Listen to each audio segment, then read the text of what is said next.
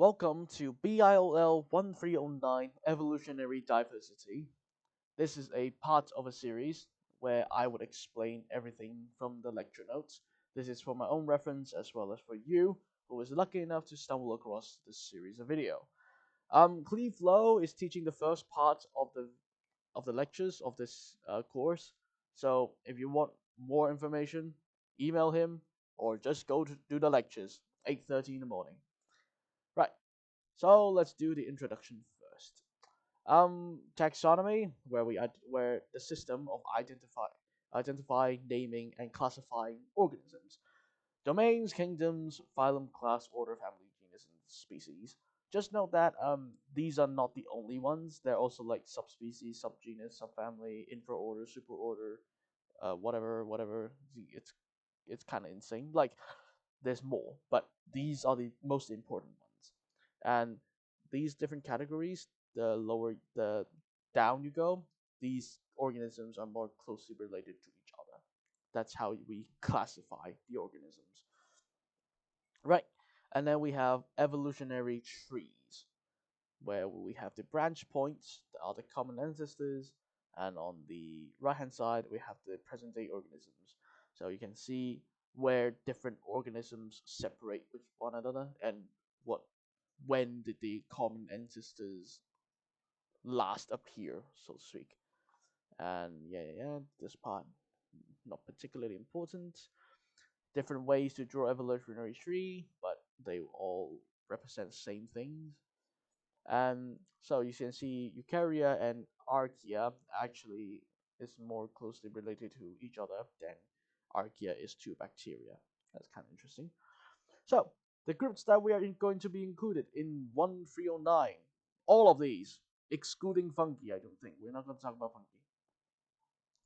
fungi. These are the how to separate the different um, so-called clades, groups and such. I'll show you like, this will be mentioned later. Oh, well. So, life cycles. This is actually quite important as the next video about algae, I'm going to go over in depth how these work. There will be illustrated examples, so don't worry about it. But meiosis. Yes, meiosis is when a diploid mother cell with two sets of chromosomes um, go under cell division, but it will form haploid daughter cells with only one set of chromosomes. Right. So gametic meiosis. Gametic meiosis happens in animals and some algae, where the zygote would develop into a fully functional diploid individual, and this individual would have cells that undergo meiosis that produce gametes like egg cells and sperm, and then these gametes would fuse and fertilize, then become a zygote. The cycle repeats. Remember, all the gametes are haploid, while this individual and the zygote is diploid.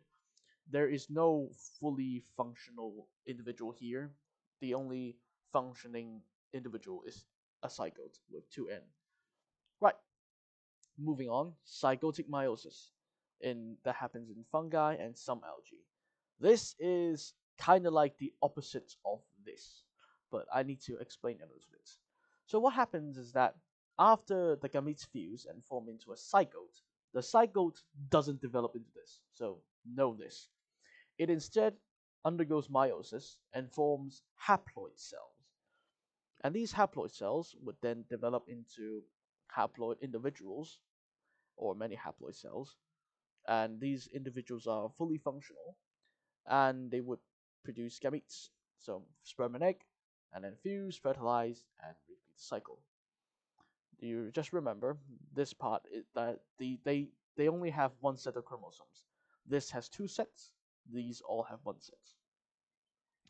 And then sporic meiosis, which happens in plants and many algae, and it also has something called the alternation of generations, which is specific to this, where gametophytes and sporophytes are named as the haploid and diploid individuals. So what happens is that, again, we're going to start from the zygote. The zygote would grow into a fully functional individual, a diploid individual known as the sporophyte. This sporophyte would then have meiosis, and the meiosis produces something called spores, which is kind of like a cell that would grow into gametophytes. And these gametophytes are haploid, so either male or female. I've taken the liberty as taking this as a male, and then these gametophytes will produce gametes, and they will fuse and fertilize from the zygote. So this entire thing is called the alternation of generations. Right, it might be a bit confusing, but just slow down and look at it again and think about it. Don't worry about it; you'll get the hang of it. And then we have isomorphic. So this is talking about the alternation of generations of sporic meiosis. Isomorphic means that the gametophytes and the sporophytes are morphologically identical. They look the same. While the heteromorphic, in the heteromorphic, it means that the gametophytes and the sporophyte look different. They are morphologically distinct. Um, there will be different examples in the next video talking about algae that are either isomorphic or heteromorphic. Right, and then gametes. So we have isogamy, which means these gametes are equal in size and shape, with male and female. Plus or minus kind of just means male and female mating types.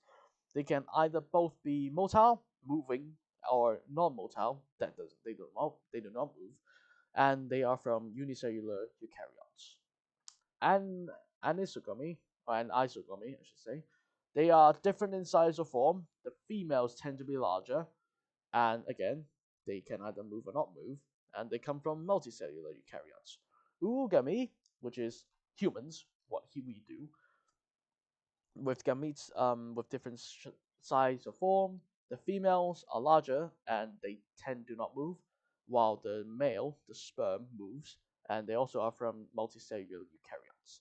So these are the basics, I would say, the prerequisite, the knowledge that you need to know when you keep learning in this course. Yeah, so you have to understand these parts. Right, we will end here. So this will be the end of the introduction, and we will move on to algae, where we will talk about green, brown, and red algae.